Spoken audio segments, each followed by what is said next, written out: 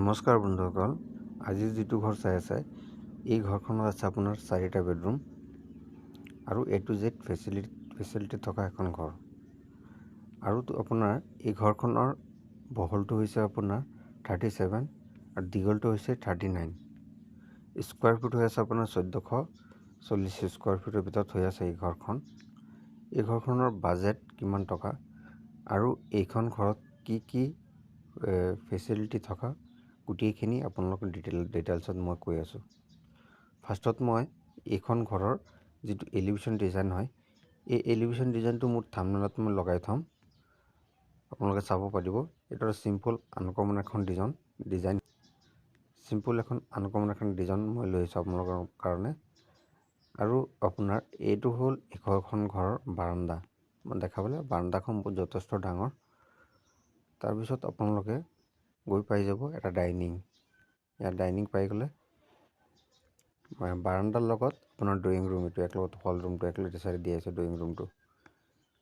তাৰপিছত আপোনাৰ এইটো হ'ল ডাইনিঙৰ লগত এইটো চাইডে হ'ল আপোনালোকে দেখা পালে এইটো চাইডে এটা বেডৰুম, এটাচ লেট্ৰিন বাথৰুম আছে। এই বেডৰুমৰ লগত এটাচ হয় এইটো, আৰু এটা কমন হয়। এখন ঘৰৰ গোটেই মানুহে এই বাথৰুমটো গোটেই মানুহে ইউজ কৰিব পাৰিব। আৰু এইটো চাইডে এটা বেডৰুম আছে, গমেই পালে এইটো চাইডৰ কণ্ডিশ্যনটো। মই ধুনীয়াকৈ দেখাই দিছোঁ, এইটো চিষ্টেমত হয় এইটো চাইডৰটো। তাৰপিছত আছে এখন কিটচেন, আপোনালোকে দেখাবলৈ কিটচেন এটা। তাৰপিছত এইটো চাইডে এটা বেডৰুম, ইয়াত এটা বেডৰুম। এই ঘৰখন আপোনাৰ ইমান ডাঙৰ ঘৰ নহয়, মানে ধৰকচোন 1400 স্কোৱাৰ ফিটৰ ভিতৰত আপোনালোকে 4টা বেডৰুম পাই আছে আৰু গোটেই সুবিধা থকা এখন ঘৰ। এতিয়া কথাটো হ'ল যে ভিডিঅ'টো দীঘল নকৰোঁ, শ্বৰ্টকাট কৰিবলৈ চেষ্টা কৰিম। এখন ঘৰ বনালে কিমান টকা বাজেটৰ ভিতৰত আপোনালোকৰ কমপ্লিট হ'ব। যিটো ডিজাইন আপুনি ডিজাইনটো চাইছে, এখন ধুনীয়া এখন ডিজাইন হয়, আছাম টাইপ ঘৰৰ ডিজাইন হয়। এই ডিজাইনটো যদি আপোনালোকে বনাব যায় এই ঘৰখনৰ সৈতে কিমান টকাৰ ভিতৰত আপোনালোকে কমপ্লিট কৰিব পাৰিব, আজি ইয়াৰ ডিটেইলছত কথা পাতিম, আপোনালোকে বুজি পাব। আৰু এই ঘৰখনৰ যিটো জোখমাপ আছে, ভিডিঅ'টো জোখমাপত গোটেইখিনি দেখাব গ'লে ভিডিঅ'টো দীঘল হৈ যায়। মই বাৰু গোটেইখিনি মোৰ ডিছক্ৰিপশ্যনত ৰুমৰ চাইজবিলাক ধুনীয়াকৈ লিখি দিম, তাৰ পৰা আপোনালোকে চাই ল'ব পাৰিব। আৰু মোৰ ভাল ঘৰৰ ড্ৰয়িঙৰ লিংকবিলাক মোৰ ডিছক্ৰিপশ্যনত দি দিম। আপোনালোকে তাৰ পৰা যিকেইটা মোৰ ভাল ড্ৰয়িং, চিম্পলতো ধুনীয়া ড্ৰয়িং, সেইবিলাক ড্ৰয়িঙৰ লিংকবিলাক মোৰ ডিছক্ৰিপশ্যনত দি দিম, তাৰ পৰা গৈ পেলাই মোৰ ভিডিঅ'বিলাক চাব পাৰে। এতিয়া কথাটো হ'ল যে এই ঘৰখন যদি আপোনালোকে বনায় মাত্ৰ 8 লাখ টকাৰ ভিতৰত আপোনালোকে এই ঘৰখন বনাই আপোনালোকে কমপ্লিট কৰিব পাৰিব। এখন ধুনীয়া এখন ঘৰ 8 লাখ টকাৰ ভিতৰত অল টোটেল কমপ্লিট হৈ যাব আপোনালোকৰ। আপোনাৰ 1440 স্কোৱাৰ ফিটৰ এখন ঘৰ 8 লাখ টকাৰ ভিতৰত আপোনালোকে ধুনীয়াকৈ কমপ্লিট কৰিব পাৰিব এখন ঘৰ। আৰু আপোনালোকে সদায় মই আপোনালোকক কথা এটা কওঁ যে আপোনালোকৰ নিজৰ এখন ঘৰ বনাব গ'লে সদায় আপোনালোকে এনেকৈ 3D ড্ৰয়িং বনাই আপোনালোকৰ নিজৰ ঘৰখন বনাব।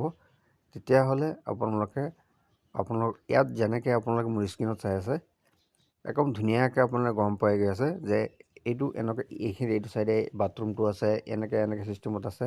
একদম ফুল ৱালত কালাৰিঙৰ সৈতে, হোৱাইট কালাৰিঙৰ সৈতে আপোনালোকৰ বেড ছেট লগাই ধুনীয়াকৈ 3D ড্ৰয়িং বনাই আপোনালোকৰ ঘৰখন বনালে আপোনালোকৰ কিবা অসুবিধা লাষ্টলৈকে কিবা অসুবিধা নহয়। আপোনালোকৰ ধুনীয়াকৈ আপোনাৰ নিজৰ ঘৰখন বনোৱাৰ আগতেই আপোনালোকে স্ক্ৰীণত চাব পাৰিব যে মোৰ ঘৰখন এনেকুৱা হ'ব। সেইটো কাৰণে আপোনালোকক কৈছোঁ যে আপোনালোকে 3D ড্ৰয়িং বনাই আপোনালোকে নিজৰ ঘৰখন বনাব। তেতিয়াহ'লে লাষ্টত বহুত মানুহে ঘৰ বনায়, তাৰপিছত ঘৰবিলাক সুবিধামতে নহয়, ঘৰবিলাক এইটো চাইডে ৱালবিলাক ভাঙিব লগা হয়, সেইটো চাইডে ৰুমৰ ছেটআপবিলাক নিমিলে, যিকোনো কাৰণত আপোনালোকৰ ৰুমবিলাক ভাঙিব লগা হয়। সেইটো কাৰণে মই কৈছোঁ আপোনালোকে এনেকৈ 3D ড্ৰয়িং বনাই যদি আপোনালোকৰ ঘৰখন বনায়, তেতিয়াহ'লে আপোনালোকে ইয়াতে যদি ফাৰ্ষ্টতে আপোনালোকৰ কিবা যদি অসুবিধা আছে আপোনালোকে কালেকশ্যন কৰি ড্ৰয়িংবিলাক কালেকশ্যন কৰি আপোনালোকে আকৌ আপোনালোকৰ সুবিধামতে ড্ৰয়িংখন বনাই 3D ড্ৰয়িং চাই পেলাই তাৰপিছত আপোনালোকৰ ঘৰখন বনাব পাৰিব।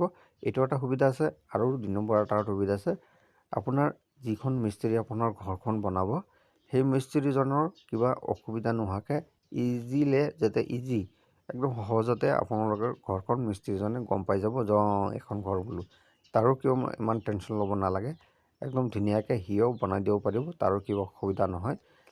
সেইটো কাৰণে চবৰে এই 3D ড্ৰয়িংটো চবৰে আপোনাৰ সুবিধা হয়। আৰু ধৰকচোন কিছুমান তেনেকুৱা যদি আপোনালোকৰ সেইবিলাক ড্ৰয়িং যদি আপোনালোকে বনাই লয়, তেতিয়াহ'লে কি হয়, ঘৰৰ মানুহে ঘৰৰ কোনোবা মানুহেও আপোনালোকৰ ড্ৰয়িংটো বুজি নাপায়। এইখন ড্ৰয়িঙত আপোনালোকে চবেই ইজিত আপোনালোকে বুজি পাই যায়। সেইটো কাৰণে আপোনালোকক সদায় কওঁ যে আপোনালোকে আপোনাৰ ঘৰখন 3D ড্ৰয়িঙত বনাবলৈ চেষ্টা কৰি আপোনালোকে ঘৰখন বনাব। এতিয়া এই ঘৰখনৰ আপোনালোকক ধুনীয়াকৈ মই বেক চাইড ফ্ৰণ্ট চাইড মই ধুনীয়াকৈ আপোনালোকক দেখাই দি আছোঁ। এয়া দেখাবলৈ এইটো হ'ল বেক চাইডটো কিমান ধুনীয়া লাগিছে। আমি ধুনীয়াকৈ সজাই ঘৰখন বনোৱা হৈছে, ড্ৰয়িংটো বনোৱা হৈছে। এয়া দেখা পালে এইটো বনোৱা হৈছে, কিমান ধুনীয়া এখন ড্ৰয়িং। তেতিয়াহ'লে বন্ধুসকল ভিডিঅ'টো দীঘল নকৰোঁ, আপোনালোকক কোৱা হৈছে যে এইখন ঘৰৰ বাজেট আপোনাৰ 8 লাখ টকাৰ ভিতৰত কমপ্লিট কৰিব পাৰিব। আৰু যদি কিবা অধিক জানিব লগা হয় তে মোৰ লগত যোগাযোগ কৰিব পাৰে, বা কিবা ডিটেইলছত জানিব লগা বুজিব লগা আছে যদি মোৰ লগত যোগাযোগ কৰি আপোনালোকে জানিব পাৰিব, বুজিব পাৰিব।